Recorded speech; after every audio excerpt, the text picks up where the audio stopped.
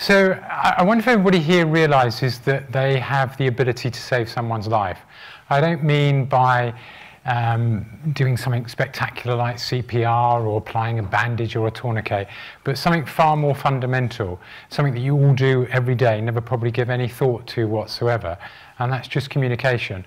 But beyond that, listening.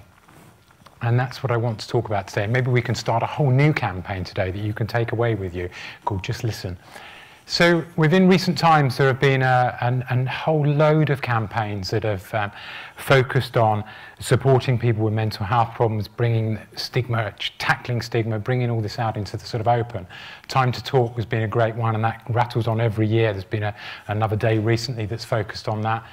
The young royals here looking rather resplendent in their royal headbands on Heads Together, which again is helping tackle those stigma, but also hopefully bringing it to another demographic and making it more awareness about mental health problems. So having grown up in a fairly dysfunctional family, I think it'd be fair to say that the sort of scars of mental health run quite deep, and we all find ways of coping and making our way through that sort of journey. I guess mine was forming some fairly destructive relationships and often drinking far too much and developing what I'd like to perceive as a sort of rhinoceros-like exterior, which I thought kept me fairly safe, meant that I didn't feel anything or was affected by anybody, but also meant that I didn't get any close to anybody at all, which is not great in the way of forming good relationships. I think when we think about sort of mental health and the environments that you grow up in, we could easily get into the debate as to whether it's environment or genetics. And I think both have a major factor.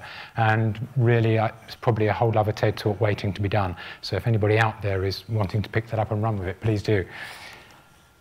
So from this amazingly cute little boy here as a cub, through to the slightly wizened old chap standing in front of you. And without making light of it, I can see why I was depressed in my early 20s in the 1970s with that haircut and the colour of the curtains behind. But hey, we all had bad hairdos in the 70s. But I guess my sort of journey through recovery and coping with mental health problems, particularly depression and obsessive behaviour, was in my late 20s entering into a whole raft of talking therapies, taking some fairly high doses of antidepressants and antipsychotics, which enabled me to cope, hold down jobs, but left me fairly numb and a little bit blunted, I suppose. But what also occurred to me at that time as well, that there was another way out, and at the time that seemed like a fairly good solution, and that was suicide. Thankfully I didn't take that route, but I've talked to many people that have considered it and have seriously considered it, and people often say, oh, well, suicide's a bit of a coward's way out. I don't believe that, because I think it takes a heck of a lot of courage, but what stops people, many people say, oh, well, you know, religion, my partner, my pets, there's always lots of good reasons why you wouldn't. But I think if you're pretty serious about it and you've got to focus, you know that is a way out and you will do it. And it doesn't necessarily become so much of a case of if, but when. I think also it's worth thinking about that when, gladly think about myself as a sufferer, but survivor now. But the mental health affects those around us as well, and certainly those who are closest to us. And I was, and still am, very fortunate to have been supported by an amazing wife who kept me going, kept me in therapy and keeping support and cajoling and arguing with me and probably sitting down and crying with me and pushing me, but more than that, supporting and listening to me. And I think, like so many men, I just didn't talk about these sort of things. I wanted to be brave and strong. When we think about mental health in sort of wider context, we often focus on the wider the community, the world, figures that are often bandied around. 106 billion per year it costs the UK economy. There's another one here looking at 18 billion pounds work days. And then we sort of have the sort of wider concept of people's prejudice and fears about people who are out in the community with mental health problems and what danger they might be. And then this wonderful image that the media just loves to use continually, the head in the hands, as though as though that's what mental health's supposed to be like. I don't think it is, but it seems to be very popular. What we probably all know now, or certainly are becoming far more aware of, and with some other great campaigns as well, is that suicide is the single biggest killer of men under the age of 45, which I find quite frightening. I'm now past that 45 by a long stretch, but in the UK in 2015, and those are sort of most recent figures I could get hold of, there were 6,188 suicides, and of those, 76% were men, which is just over 12 a day, but I can only find that slide. But that's 12 a day too many, and if we just think even the numbers in this room, if we looked at that by days, minutes per year, that would soon wipe out a good chunk of the audience. So it's something that I really think we've got to put a lot more working, a lot more energy, and a lot more devotion and duty to try and change that, and I think we can all do it. So for the past 20 years, as my introduction said, I've been involved with a local organisation, and I'll talk to you a little bit more about in a minute, but I've also run a counselling and psychotherapy practice. And over that period of time, I've seen an awful lot of people. I'm not sure how many, I've never counted them all, but what I do know is that surprisingly, we know that men don't talk about their feelings very generally, but over 2/3 of my clients have been men, which I'm quite surprised by. Now, whether that's because they think I'll collude with them, or perhaps not challenge them, or maybe they just demasculinize me and that's easier for them. But generally, I have to disprove those myths that I will, in fact, challenge them, but hopefully listen to them and give them the space to tell their story, and hopefully move them back into a better place. As a society, what we seem to continue to do is to raise boys particularly with this sort of unrealistic expectation about what they might achieve, what they will do, what sort of place they will eventually inherit in this earth. But and always sort of like telling them to be strong all the time, to be brave, to be courageous. And we've probably all seen it, and sadly, I dare say, some of us have done it. I was walking through a shopping centre the other day and saw a parent down on their hands and knees talking to their little boy, trying to console him, who was sobbing his eyes out, and telling him to be brave, be strong, be this brave little soldier, don't cry. And the only message we're giving there is it's not okay to display emotions. The only way that unfortunately men often display emotion is through violence, and that's not a particularly productive process. And then as boys grow into young men, the whole sort of macho-ness, competitiveness develops further and further, where typically, I think if we see a group of men together, sorry, men in the audience, and I guess I form part of this as well, is that there's often a sort of stereotypical one-upmanship behaviour about being that much, I don't know, faster, stronger, how far I rode my bicycle at the weekend, how fast I did it, the size of the engine in my new car, even how many meetings I've got tomorrow. I've heard all these things now. It's quite amazing that we really can focus on that. And then when you then run that competitiveness into a relationship, you tend to come up crash, because there's not a lot of room for that in a relationship. And sadly, if the outcome of that ends up being separation or divorce, that can be pretty disastrous, and it can be disastrous for anybody.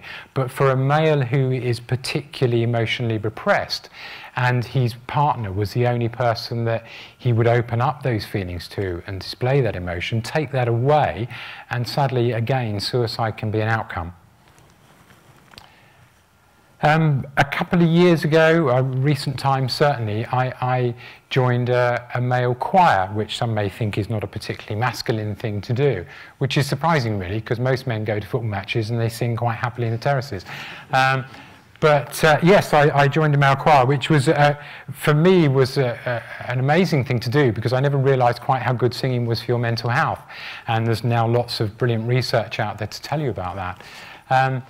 But you can be part of that group. You can be an individual, you can be a soloist, you can be quietly in the background. And there's not that general competitiveness that we often see within this social setting with this male group. I mean, there is a little bit of banter, it's fair to say, between the baritones and the basses, but then the baritones are somewhat better. I'll leave it to you to decide what I sing. So as I mentioned, for the last 20 years, I've been involved with this, what I believe is an amazing organisation, Oakleaf Enterprise, which is based in Guildford. And we do, I think, some pretty great work. We currently work with about 250 adults every week. And we're about 60% are men, so it's a reasonable split. And we offer all sorts of activities: yoga, tai chi, Pilates, mindfulness, currently riding the wave of mindful colouring, and other such things. Counselling, of course, forms a very big part. But what we also do is we provide people space and the opportunity to perhaps feel confident, develop that confidence, and build that with them, but enable them to be heard, to be listened to. And that again is just such an important factor, and something that I guess I hadn't really appreciated until I started thinking about this talk, was that over the time that Oakleaf has really been running, which is pretty much the length of time that I've been there, we've never had one person that has committed suicide while they've been attending Oakleaf. And I know that we've worked with thousands of people, and that's something that I'm incredibly proud of, and incredibly proud of all the staff and volunteers that support us to enable that not to happen in this case.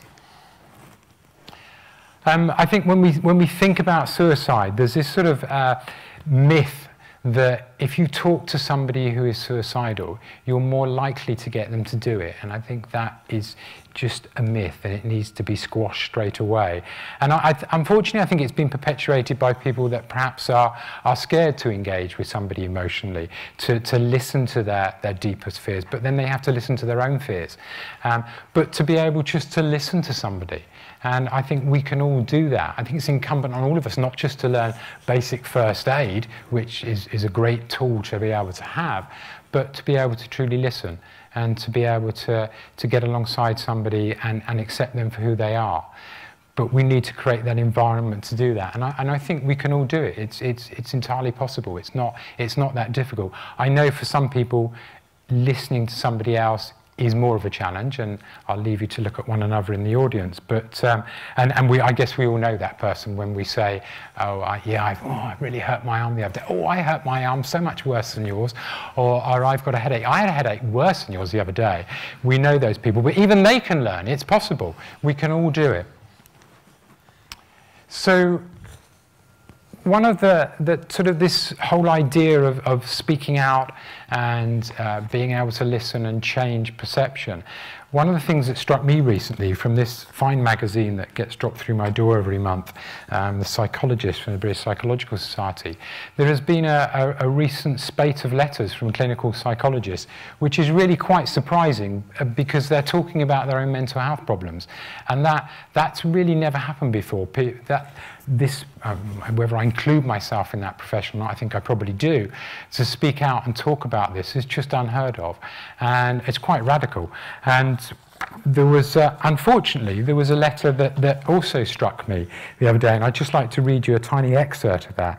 And it said that, whilst I'm sure that publishing coming out narratives takes great moral courage, I find it difficult to believe that anyone benefits except the narrator and possibly other professionals suffering from the condition.